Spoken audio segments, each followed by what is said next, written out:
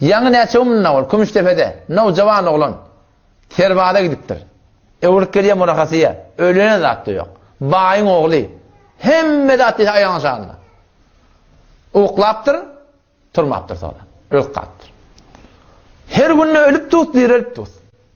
Allahu yeteveffel enfusa hine mevtiha. Biz her günne canımı sıkıyor. Allah Teala iki vakit zallar aliyan ettir. Allahu yeteveffel enfusa hine mevtiha. Allah zallar aliya hasan ölecek vaktinde. Ölecek vaktinde Allah zallar aliya. Velleti lem temut fi menamiha. Yine bir Allah'ın zallar aliyan vakti var. O hasan uykuda diptirler. Uykulanda zan çıkıyor. Bir irtibati ve ceset bilen.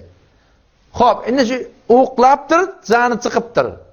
Indi şu zan, ruh vakti doluptır mı ya dolmaptır mı?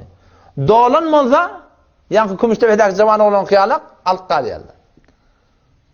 Annemet dedim tahriy olmaz haliyane şirket tavanı işleyeli.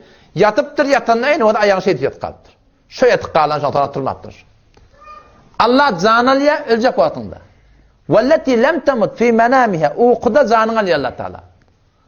İndi iki tane yağdayı var. Şu uyukla kalıptır, zan çıkıptır. Şun vakti dolanmasa alıp kalıyor Allah. Feyumsikulleti qada aleyhel mevut. Allah Teala taklaya ol bir adamın ki onun muhleti tamam oldu. Allah onu ölmeli ediptir. Ve yursilul ukhra ila acelin musamma. Vakti dolmaptır hen yaşamalı. Onu yeni belli vakti için bir iveriyet ettir. Biz Müslüman devam eder her gün ölüp tut, dirilip tut, ölüp tut, dirilip tut. Şun hemmeti bana sana bir nişani ki o da inerken bir ölüm başa gelecek. Öğürlep sonra dünyaya uğrup gelmek yok Müslüman'da. O zaman şu zindagi ebediye teyyarlık tapmadan için beni heni verttirdi. 5 yıllık dünya kime kalıptır o? O zaman Hazreti Abdullah ibn Amr radıyallahu anh ola